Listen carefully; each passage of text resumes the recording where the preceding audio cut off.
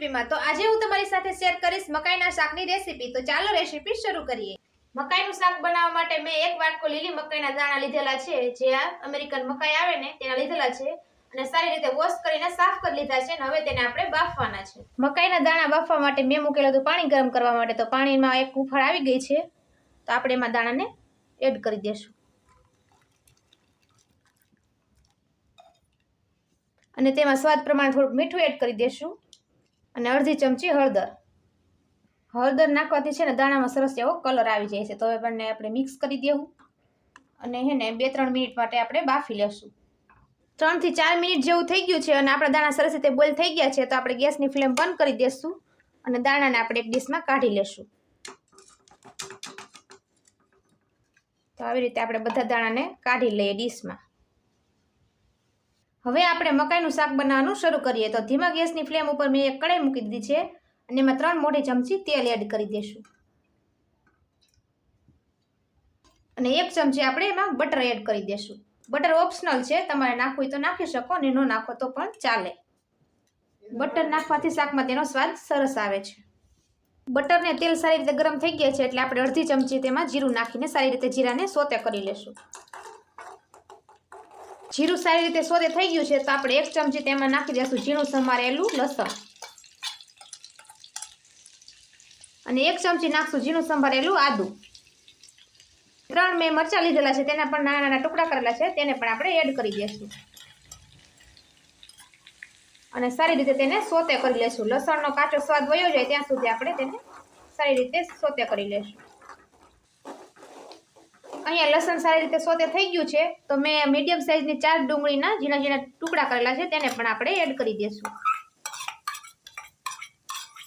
અને સારી રીતે સોતે કરી લેશું, ડુંગળીનો કાચો સ્વાદ વયો જાય ને ત્યાં સુધી। 3 થી 4 મિનિટ જેવું થયું છે, અને ડુંગળી સારી રીતે કૂક થઈ ગઈ છે, અને તેનો કાચો સ્વાદ વયો ગયો છે। તો હવે આપણે તેમાં મસાલા કરશું। મસાલા કરતી વખતે ગેસની ફ્લેમ ધીમી રાખવાની છે, જેથી કરીને આપણા મસાલા સારી રીતે કૂક થઈ જાય। મસાલામાં અડધી ચમચી છે હળદર, સ્વાદ પ્રમાણે મીઠું, 1 ચમચી ધાણા જીરું પાવડર, અને 2 ચમચી કશ્મીરી લાલ મરચું, તેને એડ કરીને સારી રીતે મિક્સ કરી દેશું। ગેસની ફ્લેમ ધીમી રાખવાની છે, જેથી કરીને આપણા મસાલા બધા સોતે થઈ જાય સારી રીતે, અને તેનો સ્વાદ પણ શાકમાં સરસ રીતે આવે છે। આપણા મસાલા સારી રીતે થઈ ગયા છે। હવે એમાં નાખશું આપણે 3 મોટા ટામેટા લીધેલા છે,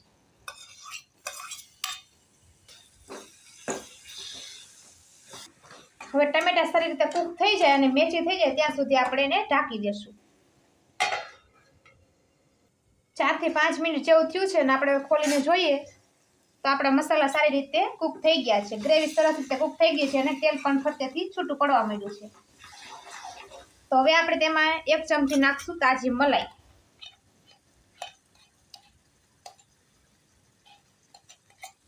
અને સારી રીતે મિક્સ કરી દેશું।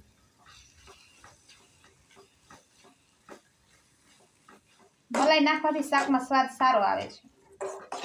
બધું સારી રીતે મિક્સ થઈ ગયું છે, અને આપણી ગ્રેવી પણ સારી રીતે પાકી ગઈ છે। તો આપણે હવે તેમાં મકાઈના દાણા એડ કરી દેશું, અને સારી રીતે મિક્સ કરી દેશું। મકાઈના દાણાને ગ્રેવી સાથે મિક્સ કરી દીધા છે, અને ગ્રેવીને થોડી પતલી કરવા માટે આપણે એમાં થોડુંક અડધો કપ જેટલું પાણી એડ કરશું, અને સારી રીતે મિક્સ કરી દેશું, અને 3 થી 5 મિનિટ માટે એને પાકવા દેશું। 3 થી 4 મિનિટ થઈ ગઈ છે, અને આપણું શાક સરસ રીતે બની ગયું છે। તો હવે આપણે ગેસની ફ્લેમને કરી દેશું બંધ, અને ઉપરથી લીલા ધાણા એડ કરી દેશું,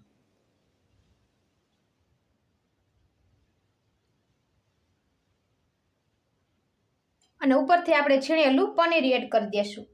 પનીર નાખવાથી બહુ સરસ ટેસ્ટ આવે છે। તમે પનીરની જગ્યાએ ચીઝ પણ લઈ શકો છો।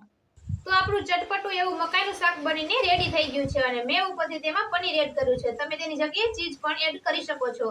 જો ચાલુ વરસાદે તમને ચટપટું ખાવાની ઈચ્છા થાય તો મારી રેસીપીને જરૂરથી ટ્રાય કરજો। મકાઈના શાકની ગ્રેવીમાં મસાલા એડ કરતી વખતે હંમેશા ગેસની ફ્લેમ સ્લો રાખવી, જેથી કરીને આપણા મસાલા સારી રીતે કૂક થઈ જાય અને સ્વાદ પણ સરસ રીતે આવી જાય। અને મકાઈના દાણાને હંમેશા બોઇલ કરીને જ ગ્રેવીમાં એડ કરવા, જેથી કરીને તેનો કાચો સ્વાદ પણ શાકમાં ના આવે। ફ્રેન્ડ્સ, તમને ચાલુ વરસાદમાં તીખું કે ચટપટું ખાવાની ઈચ્છા થાય તો મારી રેસીપીને જરૂરથી ટ્રાય કરજો અને મારી ટ્રીક સાથે જરૂરથી બનાવજો. તો ફ્રેન્ડ્સ, તમને આજનો મારો રેસીપીનો વિડીયો પસંદ આવ્યો હોય તો કમેન્ટ સેક્શનમાં જરૂરથી કહેજો અને મારા વિડીયોને લાઈક અને તમારા ગ્રુપમાં શેર કરજો અને મારી ચેનલ પાયલ્સ કિચન રેસીપીને સબસ્ક્રાઇબ કરજો અને બેલ આઇકન દબાવવાનું ભૂલતા નહીં, જેથી કરીને નવી રેસીપીના નોટિફિકેશન તમને મળતા રહે. તો ફરી મળશું નવી રેસીપી સાથે.